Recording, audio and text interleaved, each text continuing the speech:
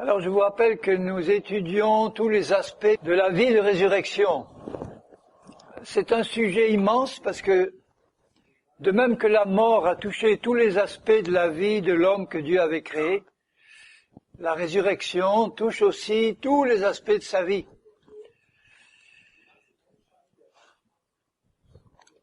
Je reprends dans l'Épître aux Romains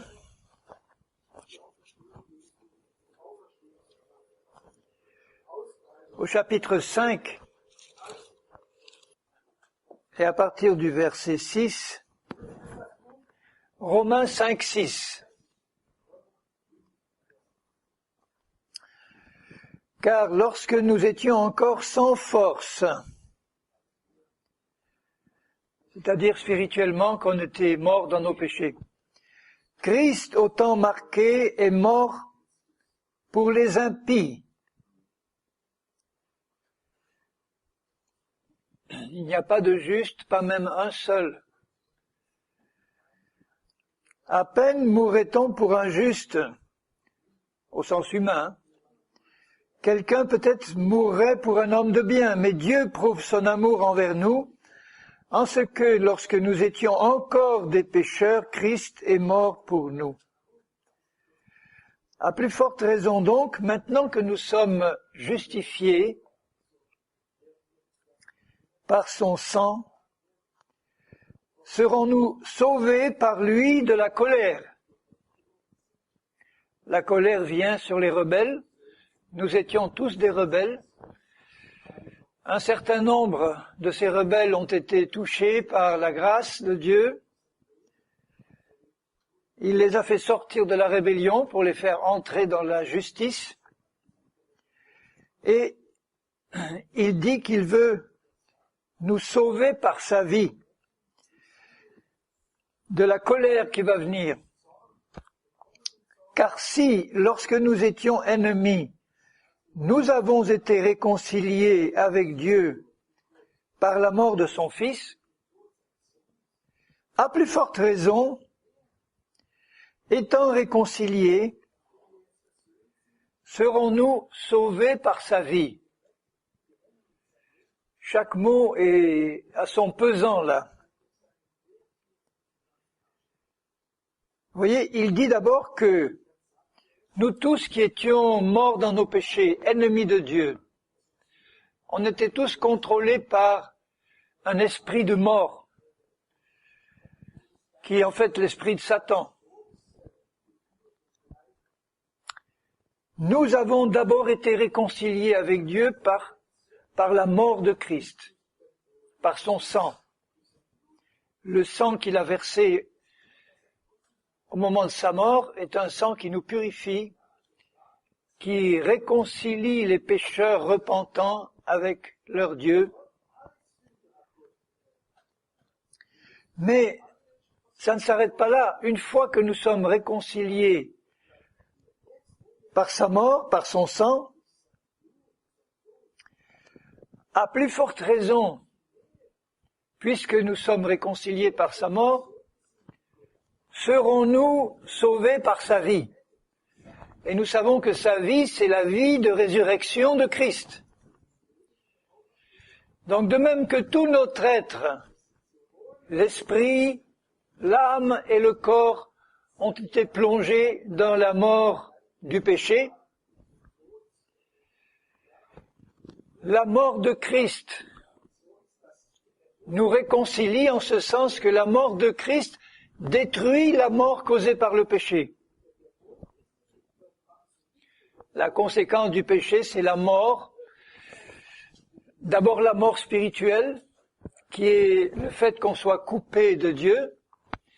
Et cette mort spirituelle qui est entrée dans l'homme le jour de sa désobéissance, s'est ensuite répandue dans son âme, dans son corps. La mort spirituelle de l'esprit a continué par tous les problèmes qu'on peut voir dans le monde aujourd'hui, causés par le péché. Et je vous rappelle qu'au centre de cet esprit de mort, il y a le caractère même de Satan qui est l'orgueil, la haine, l'égoïsme.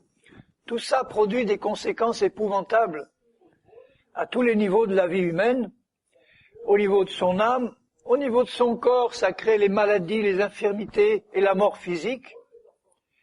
Tout cela, causé par la chute, tout cela a été détruit par la mort de Jésus-Christ. Par sa mort et le sang qu'il a versé, il nous réconcilie avec Dieu, de manière à ce que, par sa résurrection qui a suivi, ce salut puisse s'étendre dans tous les aspects de notre vie, à commencer par notre esprit, de même que la mort spirituelle a commencé par l'esprit, s'est étendue dans l'âme et dans le corps.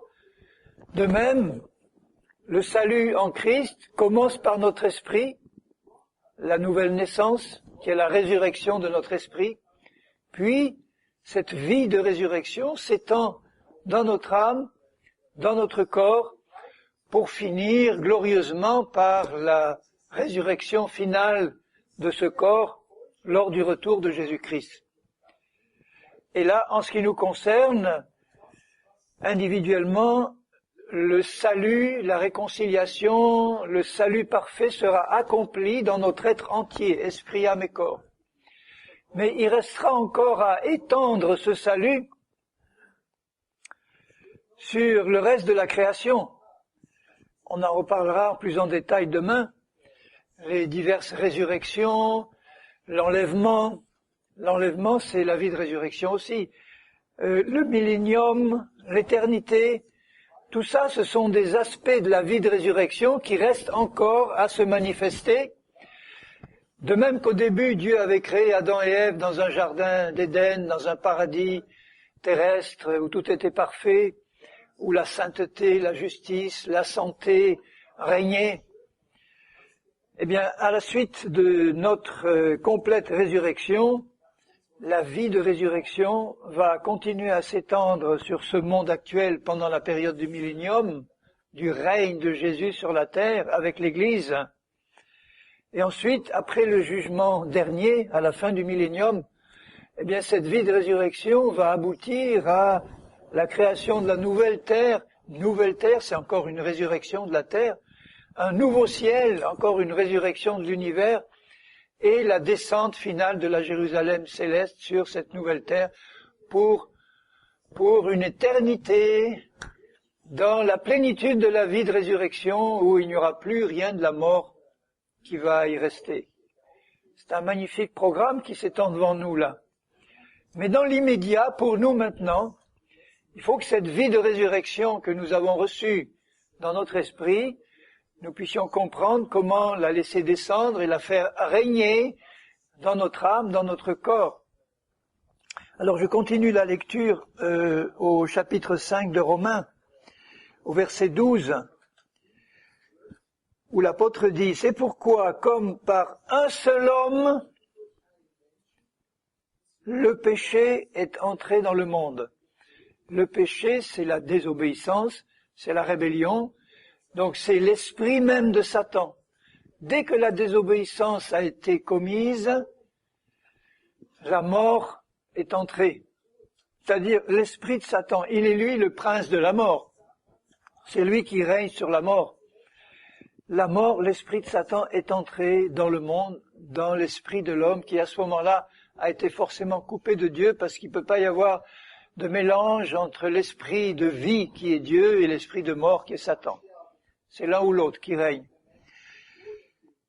Le péché est entré dans le monde et par le péché la mort, avec toutes ses conséquences, la haine, les divisions, les disputes, les guerres, les animosités, les maladies, les infirmités, etc., et la mort physique.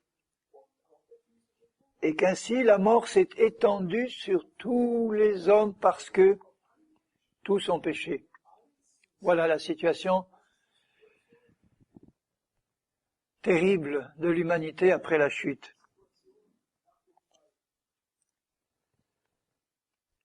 Au verset 14, il est dit « La mort a régné depuis Adam jusqu'à Moïse, même sur ceux qui n'avaient pas péché par une transgression semblable à celle d'Adam, « lequel est la figure de celui qui devait venir.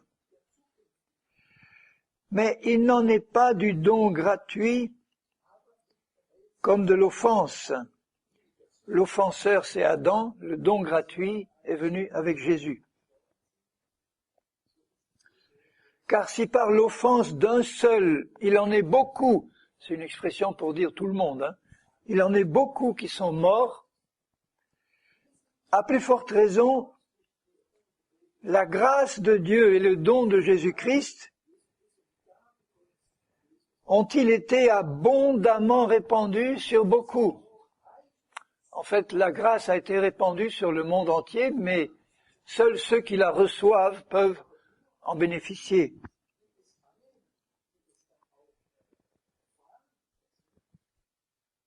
Et il n'en est pas du don comme de ce qui est arrivé par un seul qui a péché, car c'est après une seule offense, celle du début, la désobéissance d'Adam, que le jugement est devenu condamnation. Le jugement était suspendu. Dieu avait dit, si vous mangez le fruit de cet arbre, vous mourrez. Bon, c'était un jugement qui était suspendu, mais qui n'était pas encore appliqué. À l'instant de la désobéissance, ce jugement est devenu condamnation.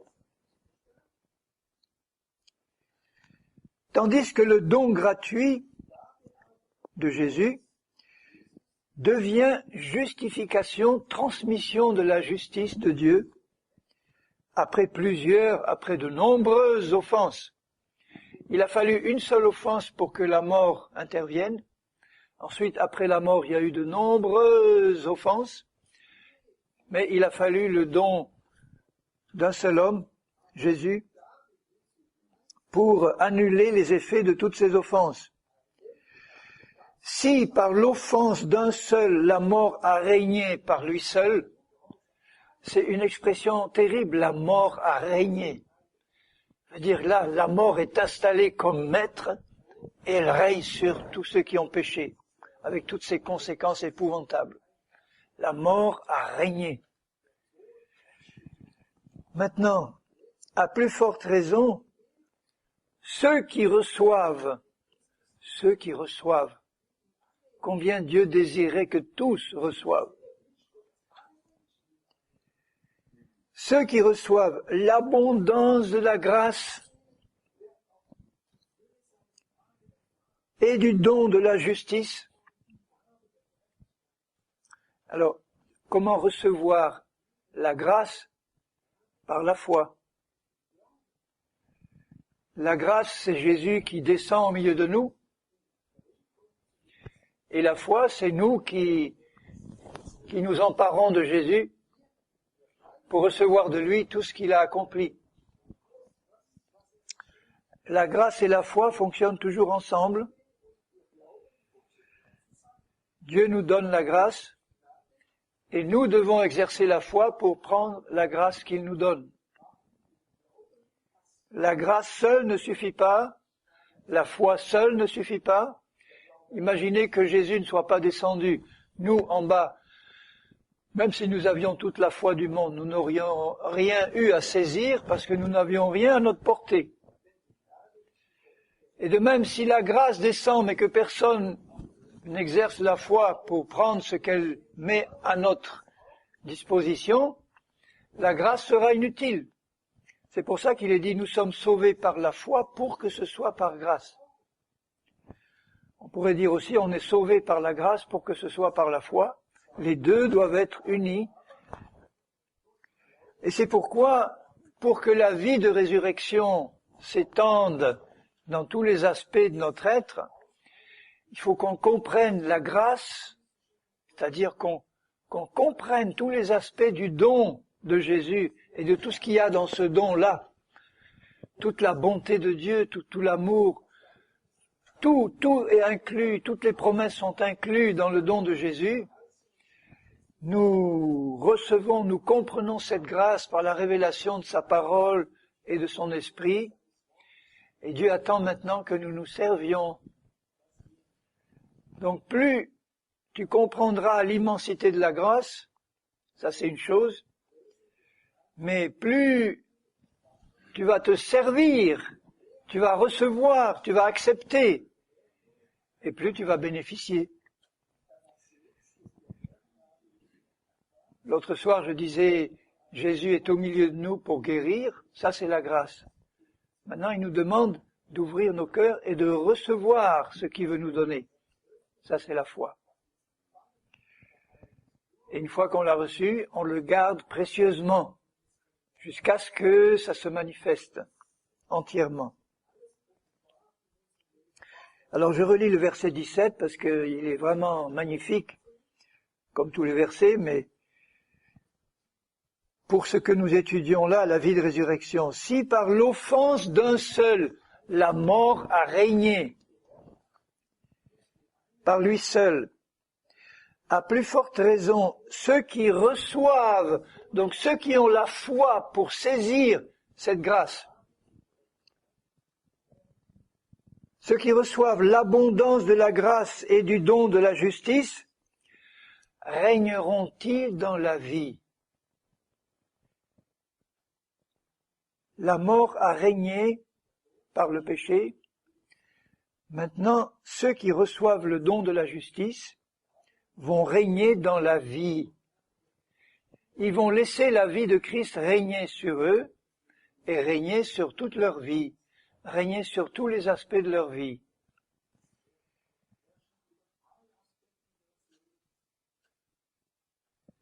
La mort a régné. La justice doit régner maintenant.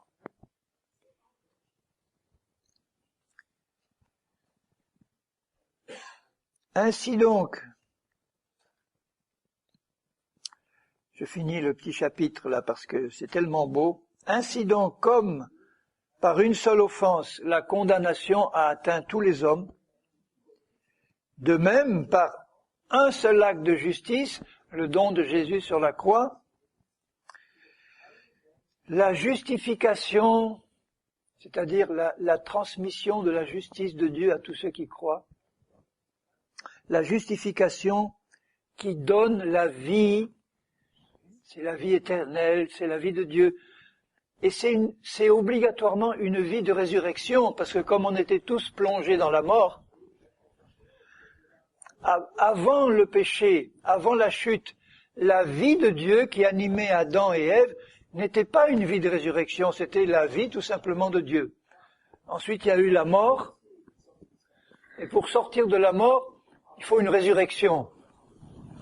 Donc comme l'humanité et l'univers entier maintenant ont été plongés dans la mort, maintenant la résurrection de Christ est appelée à étendre sur l'homme et sur l'univers entier la résurrection qui sort de la résurrection de Christ, pour restaurer toutes choses. D'abord, restaurer toutes choses comme Dieu l'avait prévu au début, mais pour continuer d'aller plus loin encore, pour, après la restauration, restaurer ça veut dire on remet au niveau de départ. Mais c'est pas fini dans le plan de Dieu. Il veut finir de réaliser son plan parfait pour nous, et ce plan parfait va donc se réaliser jusque dans la Nouvelle Jérusalem, dans l'éternité. Il est en train de restaurer maintenant, et il va pas s'arrêter là. Il va continuer de réaliser son plan, qui est un plan merveilleux d'amour, de plénitude absolue, de réalisation. Imaginez la perfection de Dieu, la grandeur de son intelligence et de ses plans, et que devant nous s'étend encore un temps infini de réalisation du plan de Dieu qui n'aura pas de fin. Et on va aller de gloire en gloire, de découverte en découverte, de la plénitude de notre Dieu, de tout ce qu'il a dans sa nature infinie d'amour et de paix, de perfection. Tout ça nous attend. C'est merveilleux.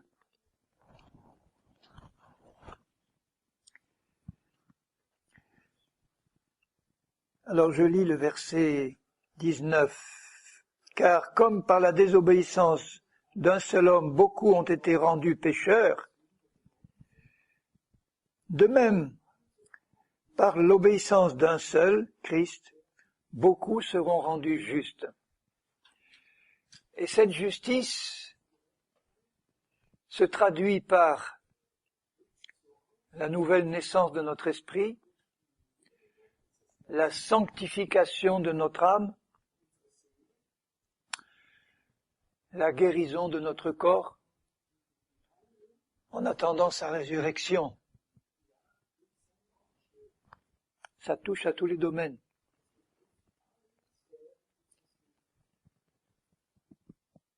La loi est intervenue pour que l'offense abonde.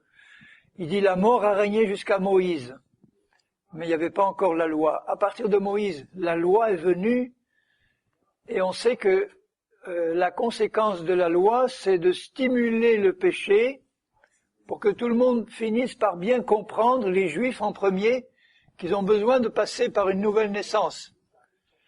Jusqu'à la loi, les gens ne se rendaient pas compte à quel point leur état de pécheur était épouvantable, parce que ils n'avaient pas encore reçu tous les commandements de Dieu, et il suffit à ce moment-là que Dieu donne un commandement pour que la puissance de péché qui est dedans soit stimulée et résiste et se manifeste pleinement dans toute sa laideur. Ben, apparemment, ça n'a pas encore suffi pour persuader les Juifs qui doivent passer à une autre dispensation.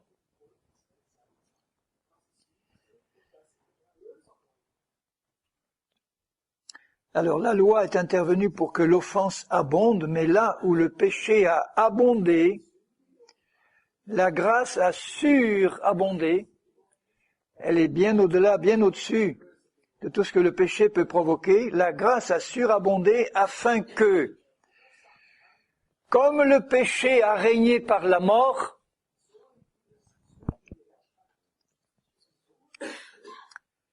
ainsi la grâce règne par la justice, pour la vie éternelle, pour la manifestation de la vie complète de Dieu dans tous les aspects de notre vie par Jésus-Christ notre Seigneur. Le péché a régné par la mort. On peut dire aussi que la justice règne par la vie de résurrection maintenant et doit régner dans notre vie. Alors ce que Dieu attend maintenant, c'est que par son esprit, il nous révèle toutes ces choses. Il attend qu'on le reçoive, qu'on le prenne par la foi, qu'on dise « Seigneur, j'ai compris, c'est pour moi, je le prends pour moi. Je me livre entièrement à toi dans la foi pour que, par ton esprit, cette vie de résurrection, je veux qu'elle se répande dans tout mon être. Je veux sur cette terre qui est encore plongée dans la mort et les ténèbres, être vraiment, par ta grâce et par la foi que tu me donnes, être une lumière de plus en plus forte pour que cette lumière de Christ qui est en moi puisse se répandre autour de moi et qu'elle puisse attirer encore tous ceux qui dans les ténèbres la verront briller là et seront attirés pour s'en rapprocher. Il faut que cette vie de résurrection se traduise dans notre vie pratique par la sainteté, la vie de Jésus qui se manifeste de plus en plus, donc, je le redis encore, par la mise à mort de tout ce que la chair, c'est-à-dire chair égale mort, chair égale mort égale péché, c'est pareil, c'est les notions identiques. Tout ce que cette vie de mort, de péché qui se trouve encore dans mon corps et qui me contrôlait auparavant, soit repérée, détruite et remplacée par la vie de résurrection de Christ. Et là, à ce moment-là, nous commençons vraiment à régner, comme Jésus a régné sur la terre. Il nous appelle à régner nous aussi, en lui, par sa force, sur la terre, dès maintenant. Alors on peut commencer par être un petit roi, pas encore bien établi, puis ensuite nous affermissons notre règne par la justice. Il le dit constamment, le trône d'un roi est affermi par la justice. Donc notre règne sur la terre en tant que représentant de Christ, parce que c'est Christ qui règne au travers de nous, notre règne va être affermi par la justice à mesure qu'elle va se répandre dans notre âme, dans notre corps, dans tous les aspects de notre vie. Ce règne de Christ va s'étendre sur son royaume, qui est d'abord son Église, puis qui sera la terre du millénium, et puis qui sera la nouvelle création éternelle.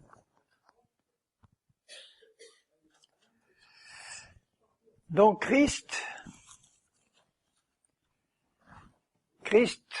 avant sa mort, était la vie éternelle. Christ, après sa mort et sa résurrection, devient la vie de résurrection. Bon, il était auparavant, si vous voulez, de toute éternité, mais il n'avait pas encore eu l'occasion de manifester cet aspect de résurrection, parce que la mort n'était pas encore intervenue. Quand, dans l'évangile de Jean, au chapitre 11, il nous est parlé de la résurrection de Lazare. Alors voilà ce qui est écrit. Jean 11, verset 17. Jésus étant arrivé trouva que Lazare était déjà depuis 4 jours dans le sépulcre.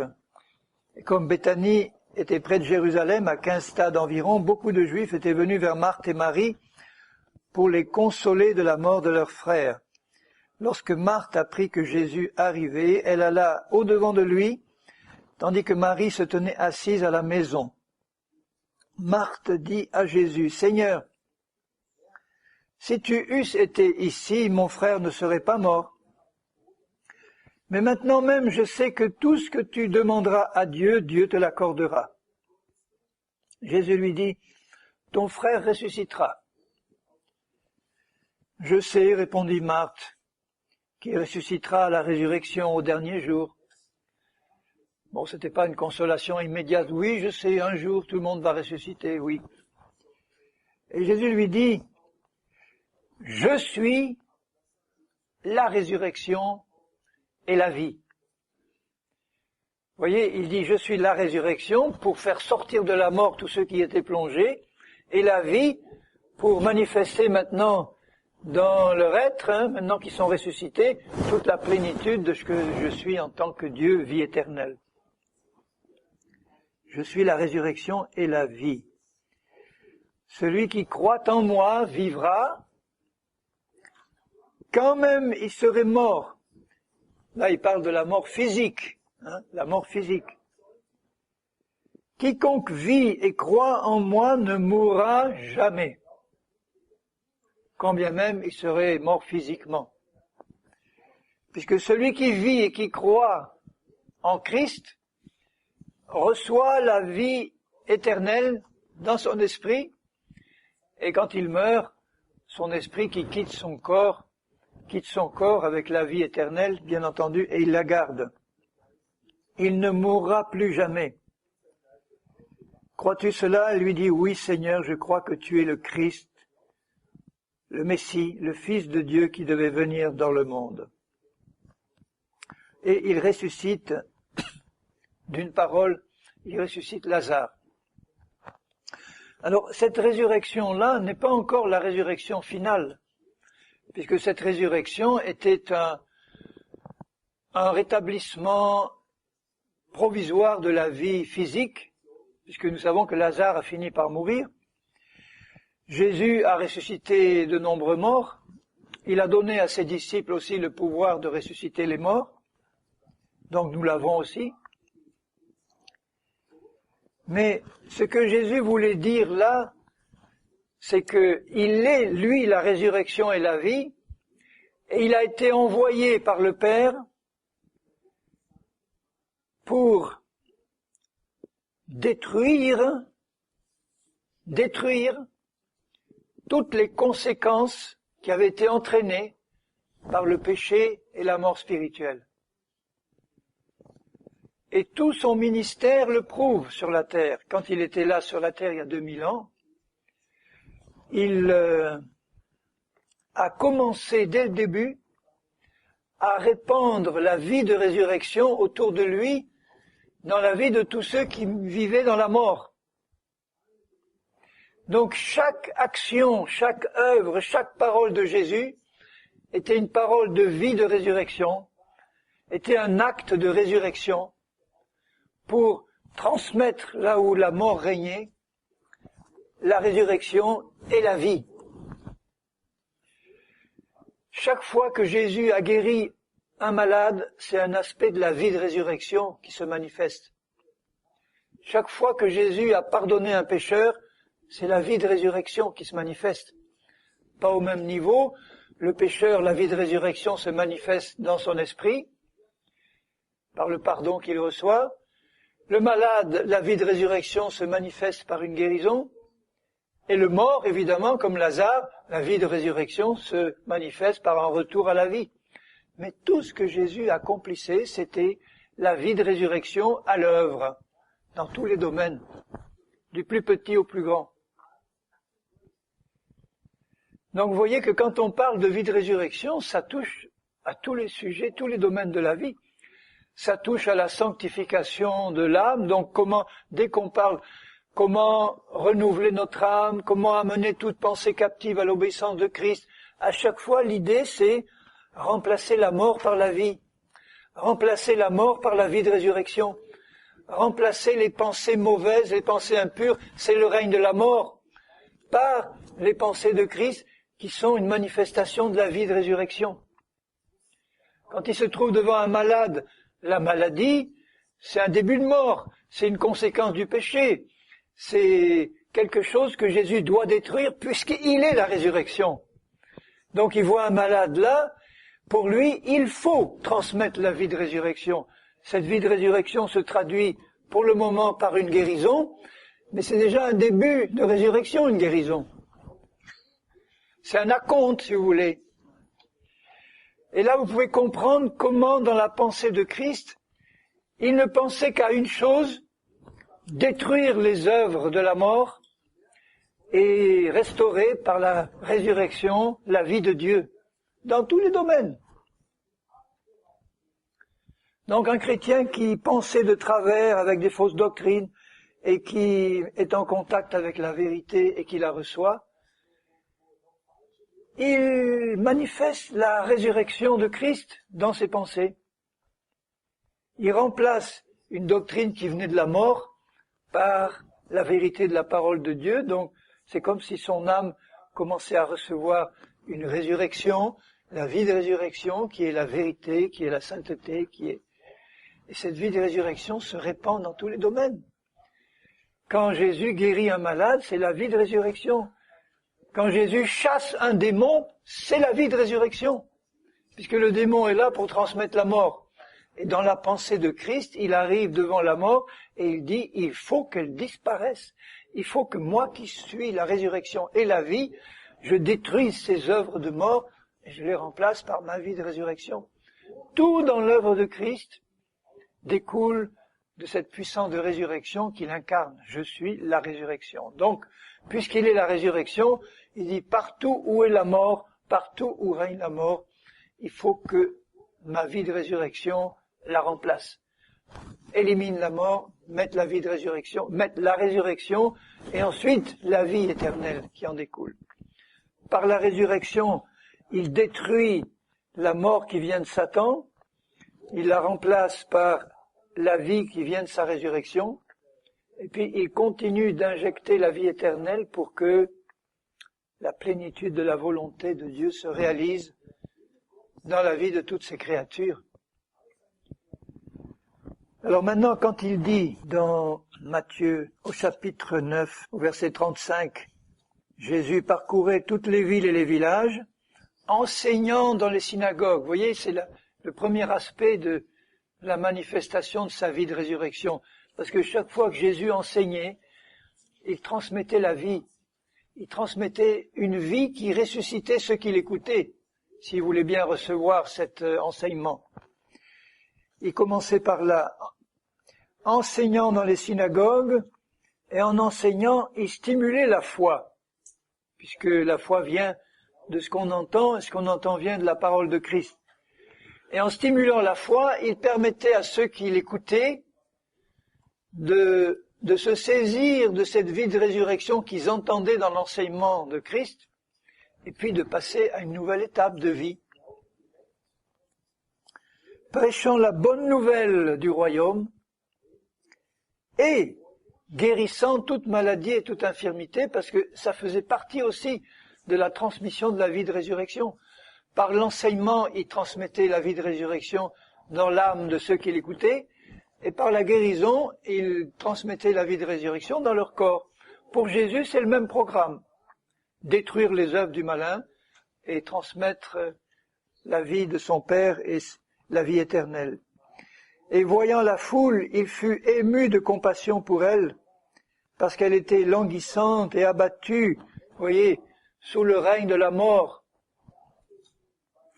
Et il n'est pas normal que l'Église de Jésus continue à subir le règne de la mort, sous toutes ses formes, que ce soit le règne des fausses doctrines qui continuent de plonger notre âme dans la mort, que ce soit le règne des maladies et des infirmités qui continuent de plonger nos corps dans la mort. Ça, c'est pour Christ, c'est impensable que son épouse accepte déjà dans sa pensée même l'idée qu'elle puisse continuer dans le moindre aspect qui vient de la mort et qui vient de la chute. Et il a besoin que nous le comprenions, parce que si on ne le comprend pas, on ne va pas pouvoir saisir par la foi la grâce qu'il veut nous donner. On va être encore pris par toutes sortes de doctrines qui vont nous dire non, ça c'est pas pour toi, ou non, ça, Dieu ne veut pas pour toi. Dieu veut restaurer complètement dans tous les aspects de nos vies. Il veut restaurer tout son plan initial et nous faire aller encore plus loin. Donc ne résistons pas à la volonté de Dieu en disant par exemple, bon, si je suis malade, eh bien je suis destiné à rester comme ça jusqu'au bout de ma vie. Ça doit être la volonté de Dieu, ça fait tellement longtemps que ça dure, j'ai tellement prié, j'ai rien vu. Alors Dieu doit avoir un plan pour moi, il veut me sanctifier par la maladie. C'est une aberration. Comment Dieu pourrait-il me sanctifier par une œuvre que Jésus est venu détruire constamment quand il était sur la terre? Parce qu'il est venu détruire toutes les œuvres du malin. Il est venu détruire tous les aspects de la mort. Et il était ému de compassion pour elle, au verset 36, la foule, parce qu'elle était languissante et abattue comme des brebis qui n'ont pas de berger. Les bons bergers transmettent la vie. Parce que le bon berger, avec un grand B à bon et un grand B à berger, Jésus, il n'a pas arrêté de transmettre la vie de résurrection.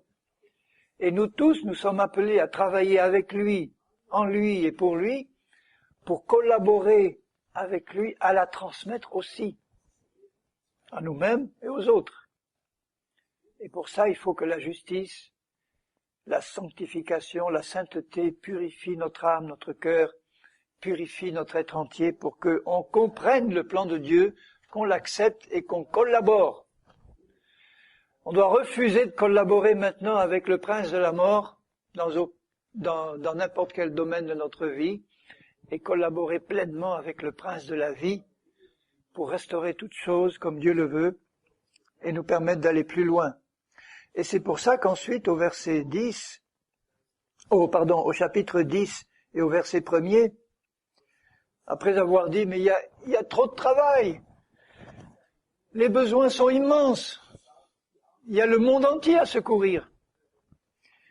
Puis, ayant appelé ses 12 disciples, il leur donna le pouvoir de chasser les esprits impurs et de guérir toute maladie et toute infirmité. Vous voyez, il leur donne sa propre puissance de vie de résurrection. Je suis la résurrection et la vie. Maintenant, il y a trop de travail pour un homme seul.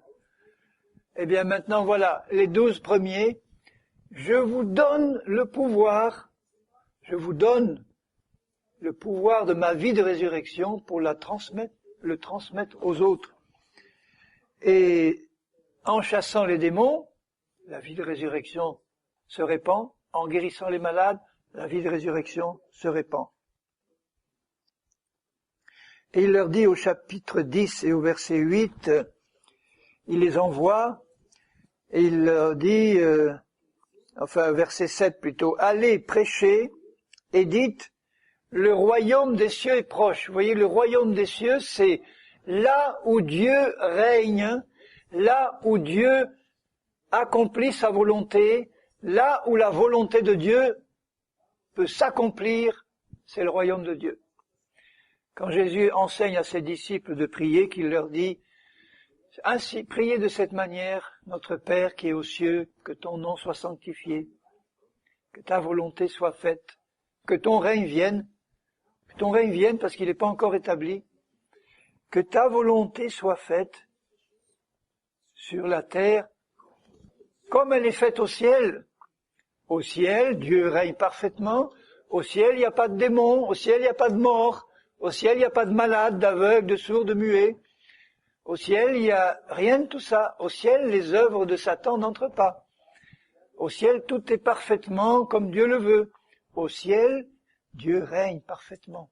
Il nous demande maintenant de prier pour que son règne sur la terre, d'abord dans nos vies, soit comme Dieu règne au ciel. Il veut qu'il puisse régner dans nos vies, sur la terre, comme il règne au ciel. Alors ça veut dire qu'il veut guérir les malades, il veut chasser les démons, il veut rétablir la vérité, il veut transmettre et développer la vie de résurrection dans tous les domaines. Et vous voyez à quel point il a besoin que notre mentalité change pour qu'on puisse comprendre vraiment la volonté de Dieu, qu'il veut le bien, il veut la guérison, il veut la délivrance, il veut manifester son règne sur la terre comme il est manifesté au ciel. Est-ce que tout le monde peut dire Amen?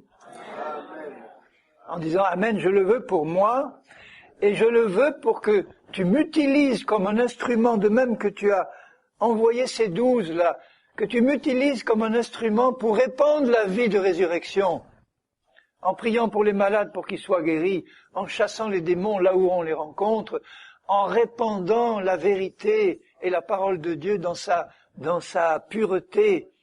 À chaque fois qu'on fait ça, vous répandez la vie de résurrection, les œuvres de Satan sont détruites et le royaume de Dieu s'étend.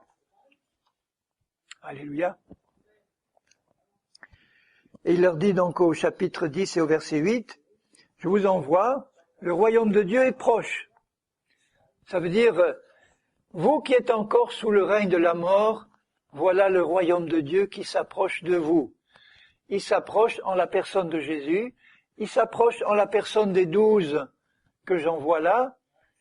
Ils ont la puissance de résurrection qui s'approche de vous. Où sont les candidats pour la recevoir? Et il commence par dire, guérissez les malades, ressuscitez les morts, purifiez les lépreux, chassez les démons. Vous voyez, la vie de résurrection se répand. Vous avez reçu gratuitement, donné gratuitement. Évidemment, pour Dieu, l'aspect le plus important de la vie de résurrection, c'est la nouvelle naissance, c'est le pardon des péchés, mais dans la pensée de Dieu, il est tout aussi important de continuer à répandre la vie de résurrection dans tous les domaines où Satan avait réussi à introduire sa mort. Et donc, si nous prions pour un malade, par exemple, on doit être persuadé dans notre corps, dans notre cœur, que Dieu veut nous utiliser comme un moyen de répandre, là encore, sa vie de résurrection. Et qu'il le veut. Et il ne peut être empêché de le faire que si, là, quelque part, il rencontre de l'incrédulité. Incrédulité, parce qu'on est encore contrôlé par quelque chose qui vient de la mort. Ce sont de puissantes révélations. Puissant. Je vous garantis que si ce message-là, je rends gloire à Dieu de me les avoir révélés, mais j'en tire aucun. Il y en a d'autres qui l'ont eu, c'est à la disposition de tout le monde, c'est écrit dans sa parole. Mais c'est le message qui doit être prêché. Parce qu'il permet à Dieu de nous libérer dans tous les aspects de notre vie. Alors prêcher la prospérité, c'est aussi un aspect de la vie de résurrection. Là, je veux que tu sois en bonne santé et que tu prospères à tous égards comme prospère l'état de ton âme, mais il y a des aspects de la vie de Christ et de son œuvre qui devraient d'abord être mis en avant, en priorité, c'est-à-dire ce qu'il a fait à la croix, et ce qu'il a fait par sa résurrection, sa mort et sa résurrection, parce qu'une fois qu'on a compris le cœur de l'évangile, après on peut greffer tout le reste autour et finir dans les moindres détails, mais inutile de commencer par les détails ou des aspects qui ne sont pas essentiels si on n'a pas compris le centre, le point central. on va un peu flotter et on n'aura pas une assise solide à notre foi. Tout le livre des Actes nous montre une manifestation de la puissance de la vie de résurrection de Christ. D'ailleurs, le seul message qui était le message des apôtres et des disciples au début, c'était « il est ressuscité ». On l'a vu mort, on l'a vu ressuscité, on a mangé avec lui pendant 40 jours. Plus de 500 personnes l'ont vu en une seule fois. Personne ne mettait en doute la résurrection de Jésus du temps où il est ressuscité. Tout Jérusalem savait qu'il était ressuscité. Même les scribes, les pharisiens, personne n'a douté de la vie. Ils ont répandu des fausses nouvelles, mais c'était pour tromper les gens. Eux-mêmes savaient quelle était la vérité. Il est vraiment ressuscité. Il s'est montré à des centaines de personnes. Personne ne discutait ce fait-là. Et la conséquence, c'était que les disciples étaient remplis de joie et de puissance en disant « On était tous contrôlés par la mort et maintenant voilà le ressuscité qui est là et qui nous a donné la puissance de sa vie de résurrection et maintenant nous sommes heureux de la répandre autour de nous dans tous les domaines où la mort a régné. » Et il le faisait dans une pleine assurance sans se poser de questions théologiques. On a reçu la puissance de résurrection et on la répand. Ensuite, après les 12, comme le travail était encore immense, Jésus appelle encore 70, avec la même puissance pour les envoyer 2 à 2, annoncer la bonne nouvelle, guérir les malades, ressusciter les morts, purifier les lépreux. Et après les 70, donc ça faisait Jésus 1, 12, plus 12, ça fait 13, plus 70, ça fait 83, plus 1 qui annonçait la bonne nouvelle et qui ne les suivait pas, qui accomplissait des miracles en son nom mais qui ne les suivait pas, ça fait 84.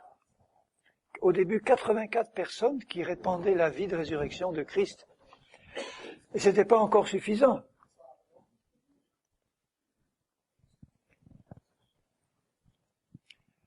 « 84, ça fait 2 fois 42, 7 fois 12. 7 fois 12, ça vous dit rien, 7 fois 12 ? 7, c'est le chiffre parfait, et 12, c'est la représentation des disciples, les 12 premiers, les 12 apôtres, les 12 tribus, les 12... Bon. Donc c'était symboliquement le fait de montrer que, en collaborant entre Dieu et les hommes, cette collaboration-là, permettait à la vie de résurrection de se répandre partout. Mais ça n'a pas été suffisant, puisqu'on voit que dans Marc 16, à la fin, il dit maintenant, tous ceux qui auront cru, qui ont été baptisés seront sauvés, mais voilà les signes qui accompagneront tous ceux qui auront cru. En mon nom, ils chasseront les démons, vie de résurrection. En mon nom, ils parleront de nouvelles langues, vie de résurrection. Est-ce que vous savez que le parler en langue, c'est une manifestation de la vie de résurrection? De même que Dieu a confondu les langues à la tour de Babel, quand les hommes impies essayaient de construire cette tour-là, satanique, qui voulait monter jusqu'au ciel, Dieu a confondu les langues, et il les a dispersées parce qu'ils ne pouvaient plus se comprendre. Et le jour de la Pentecôte, il rétablit les langues nouvelles, surnaturelles, inspirées par l'Esprit, qui sont comprises par tous ceux qui étaient là, et qui sont parlées surnaturellement par tous ceux qui croient. C'est une manifestation de la vie de résurrection. Donc c'est pour vous aussi, si vous ne parlez pas en langue, Jésus a dit, parmi ces signes-là, tous ceux qui auront cru chasseront les démons, parleront de nouvelles langues. S'ils saisissent des serpents et que les serpents les mordent, eh bien, la mort n'aura pas de pouvoir sur eux. S'ils boivent quelques breuvages mortels, et s'ils sont dans la foi, parce qu'il y a des chrétiens qui ont bu des poisons, ils sont morts. Mais je suis sûr qu'ils ne devaient pas croire à cette parole de Jésus. S'ils boivent quelques breuvages mortels, il ne leur fera point de mal. Et qu'est-ce que Jésus a dit? Satan ne vient que pour dérober, égorger et détruire. Mais Jésus est venu pour détruire les œuvres du diable. Amen. Et parmi les signes qu'il annonce, il dit, bon, Ils saisiront des serpents, s'ils boivent quelques breuvages mortels, il ne leur fera point de mal. Ils imposeront les mains aux malades en mon nom, et les malades seront guéris. Vie de résurrection qui se transmet. Dans Actes 10 et au verset 38, vous savez comment Dieu a oint du Saint-Esprit et de force Jésus de Nazareth, qui allait de lieu en lieu, faisant du bien, transmet la vie de résurrection, et guérissant, transmet la vie de résurrection. Tous ceux qui étaient sous l'empire du diable, puissance de mort, car Dieu était avec lui. Si Dieu est avec nous, il veut nous utiliser aussi, au nom de Jésus, comme des instruments pour détruire les œuvres du diable et pour répandre la vie de résurrection. N'en doutons pas. Dans 1 Jean, chapitre 3,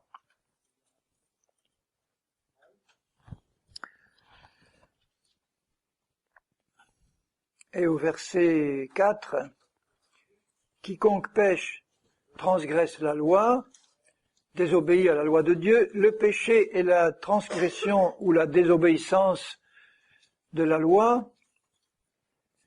Or, vous le savez, Jésus apparut pour ôter les péchés. Voilà. En ôtant les péchés, il rétablit la vie là où la mort régnait. Et il n'y a point en lui de péché. Quiconque demeure en lui ne pêche pas. Quiconque pêche ne l'a pas vu et ne l'a pas connu. Quiconque demeure en lui ne pêche pas, ça veut dire tant que consciemment, par la foi, tu sais que tu es en Christ, que Christ est en toi et que tu bénéficies de sa vie de résurrection, tu ne peux pas pécher dans ce cas-là, quand tu es dans cette foi-là. Pour pécher, il faut que tu détournes tes yeux de Jésus, que tu te laisses reprendre par la puissance de péché qui habite dans tes membres et qu'elle te contrôle comme elle le contrôlait avant, parce qu'on n'a pas encore changé d'habitude. Il faut un certain temps pour changer d'habitude et pour permettre à la vie de résurrection de nous contrôler pleinement dans nos cœurs, dans nos pensées, dans nos actes. Mais il dit là, celui qui demeure en lui ne pêche pas. Parce que c'est incompatible. Hein. La mort et la vie, c'est l'un ou l'autre, mais c'est pas les deux. Quiconque pêche ne l'a pas vu et ne l'a pas connu. Au moment où tu pêches, tu ne vois pas Jésus et tu ne le connais pas. Petits enfants, que personne ne vous séduise. La séduction, c'est Satan qui arrive avec sa mort pour essayer de l'injecter. C'est un séducteur.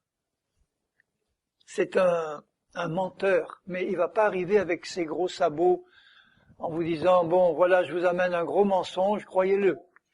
Il se déguise en ange de lumière pour faire passer une vérité comme, un mensonge comme une vérité, en espérant qu'on va l'accepter, parce que si on accepte un mensonge qui vient de Satan, on accepte la mort qui rentre et qui commence à faire ses effets.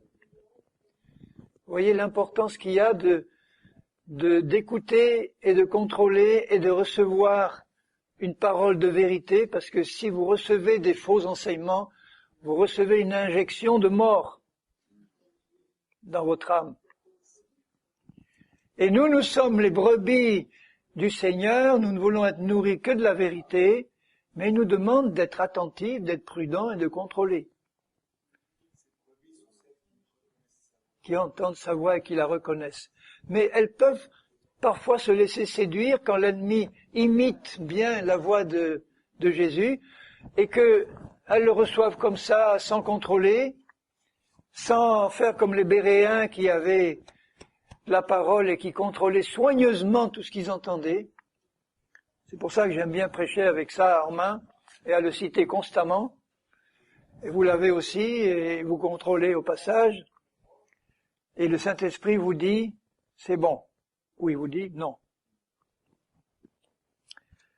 Que personne ne vous séduise. Celui qui pratique la justice est juste comme lui-même est juste. Celui qui pêche est du diable. Ça veut dire que je sois païen ou chrétien, au moment où je pêche, c'est le diable qui me contrôle. J'ai beau être un chrétien né de nouveau, je peux pécher, ça peut arriver, et au moment où je pêche, c'est le diable qui me contrôle. Quand je dis que la chair me contrôle, c'est le diable, c'est pareil. Car le diable pêche dès le commencement. Le Fils de Dieu a apparu afin de détruire les œuvres du diable. Alléluia. Il est venu pour détruire tout ce que le diable avait patiemment construit pendant des siècles depuis la chute du premier homme et de la première femme. Le diable a construit son royaume. Il dit d'ailleurs à Jésus, en l'amenant sur la haute montagne, il dit, regarde, il lui montre en un instant tout le royaume de la terre. Et il lui dit, tout cela est à toi si tu te prosternes et si tu m'adores, parce que tout ça m'a été donné et je le donne à qui je veux. Et depuis la chute, donc, c'est comme si l'homme avait cédé à Satan le contrôle du monde qu'il devait, lui, contrôler et diriger d'après l'ordre de Dieu. Il a dit à Satan, voilà, domine sur toute la création, domine sur les animaux surtout. Il chute, et à ce moment-là, c'est Satan qui domine. Et tous les royaumes du monde lui ont été donnés. Le seul moyen d'en sortir, c'est d'accepter celui qui est la vie de résurrection, celui qui a la résurrection et la vie. Il nous arrache à la puissance de Satan, il nous transmet dans son royaume, et maintenant c'est à nous de régner sur la terre en son nom. Et vous comprenez qu'il y en a un qui n'est pas content en face, qui sait qu'il est vaincu, qui sait que celui qui est en nous est bien plus puissant que lui. Et vous comprenez à quel point il met tout en œuvre pour masquer dans l'intelligence des chrétiens, pour les empêcher de comprendre le message de la croix et l'œuvre de Christ. Il veut surtout pas qu'on entre là-dedans. Parce que là, c'est la fin pour lui, c'est terminé. Il sait que Jésus est venu détruire les œuvres, les siennes, et que nous avons été envoyés par Christ pour les détruire en son nom. Chaque fois que nous amenons une âme au Seigneur, c'est le royaume de Satan qui est détruit. Chaque fois que nous imposons les mains à un malade et qu'il est guéri, c'est le royaume de Satan qui est détruit. Chaque fois qu'on chasse un démon, c'est le royaume de Satan qui est détruit. Et il grince des dents, mais il ne peut rien faire. Mais il a encore une grande autorité sur cette terre, parce qu'il n'y a pas beaucoup d'hommes et de femmes qui ont reçu la résurrection et la vie. Et nous savons, d'après la parole de Dieu, que les temps de la fin sont des temps d'apostasie, de ténèbres. Il n'annonce pas un réveil mondial, ne croyez pas ça, il n'y a pas de réveil mondial.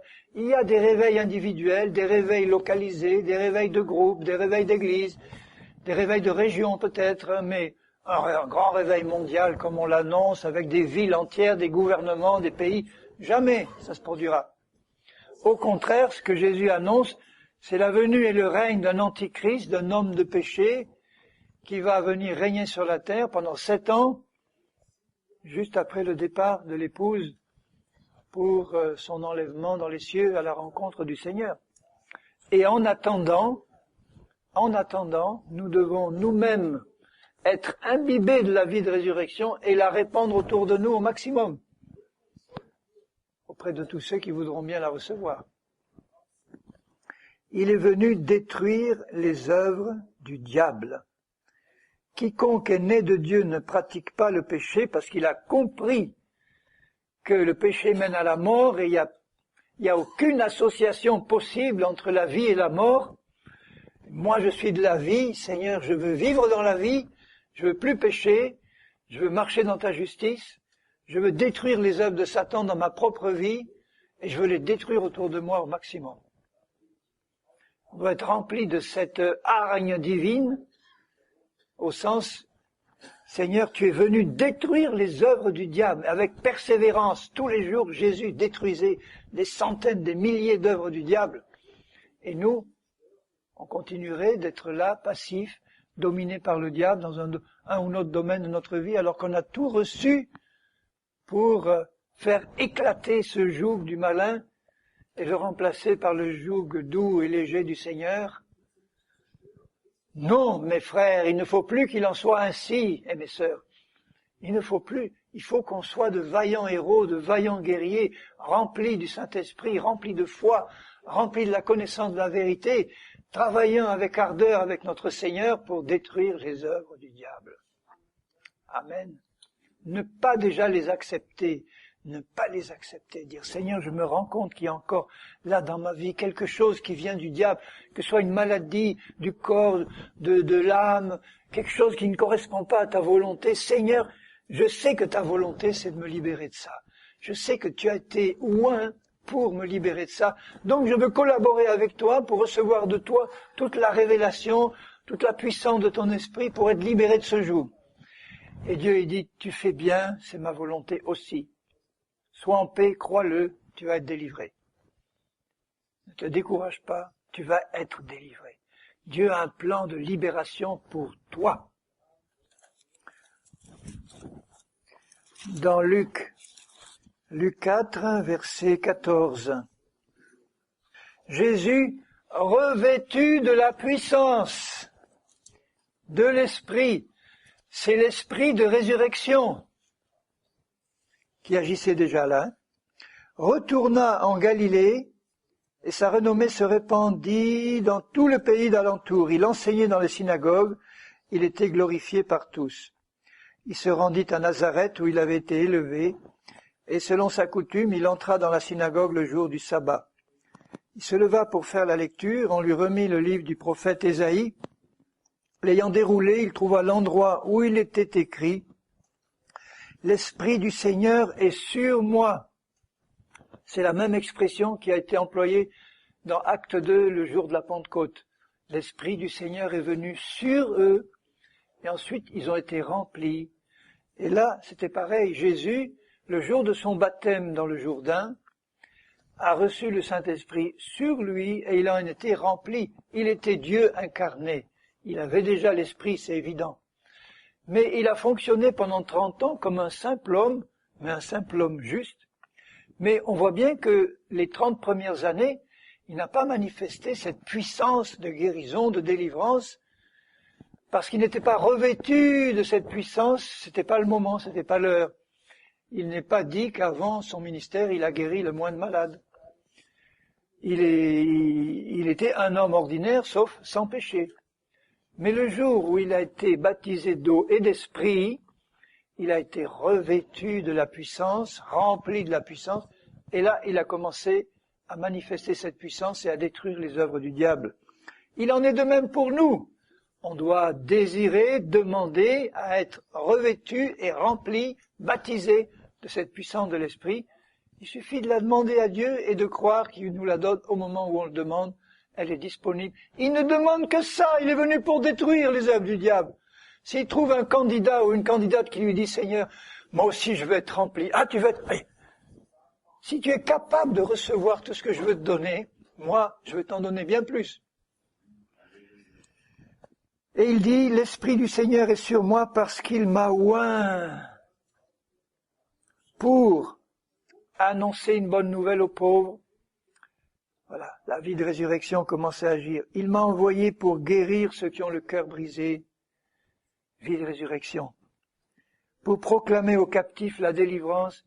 Vie de résurrection, là où la mort avait régné. Aux aveugles, le recouvrement de la vue. Vie de résurrection. Pour envoyer libres les opprimés. Vie de résurrection.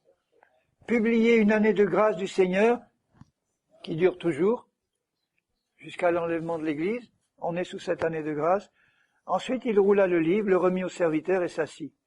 Tous ceux qui se trouvaient dans la synagogue avaient les regards fixés sur lui. Alors il commença à leur dire, « Aujourd'hui, cette parole de l'Écriture que vous venez d'entendre est accomplie. » Et si elle a été accomplie ce jour-là, elle continue d'être accomplie maintenant. Si elle était accomplie ce jour-là, ça ne veut pas dire que ça s'est accompli seulement ce jour-là quand il a parlé, puisque sinon il n'aurait plus jamais guéri aucun malade après. Donc elle a commencé à s'accomplir, elle continue en ce moment à s'accomplir, et le désir de Dieu, c'est de nous revêtir de ce même esprit qui était sur Jésus, qui est le Saint-Esprit, pour que, en son nom, nous accomplissions les mêmes choses qu'il a été envoyé pour accomplir là, en son nom. Il est monté au ciel, mais nous sommes ses représentants sur la terre, et il veut nous utiliser de la même manière qu'il a été utilisé par Dieu son Père. Parce que Dieu veut détruire les œuvres du diable, Dieu veut manifester la vie de résurrection, Dieu veut instaurer son royaume, et il a besoin d'hommes et de femmes qui le comprennent, qui lui disent « Oui, Amen, je veux faire partie de ton armée, et je veux travailler aussi pour toi jusqu'à ton retour. » Seigneur, nous te bénissons, nous te rendons grâce pour ta parole, et ta parole vivante qui est Jésus. Nous avons compris, Seigneur, que tu es venu restaurer, rétablir les choses comme tu l'as prévu dans ton cœur, dans ta pensée, et donc que tu nous as donné celui qui a la résurrection et la vie pour détruire les œuvres du diable et pour répandre ta vie de résurrection, d'abord dans nos vies, ensuite tout autour de nous et dans le monde entier. Seigneur, nous sommes candidats pour le faire. Nous savons que tu recherches des ouvriers dans ta moisson. Et Seigneur, nous voici pour te servir, mais pas n'importe comment, dans la vérité et dans la puissance de ton esprit. Au nom de Jésus, nous t'en remercions. Amen. Amen. Alléluia.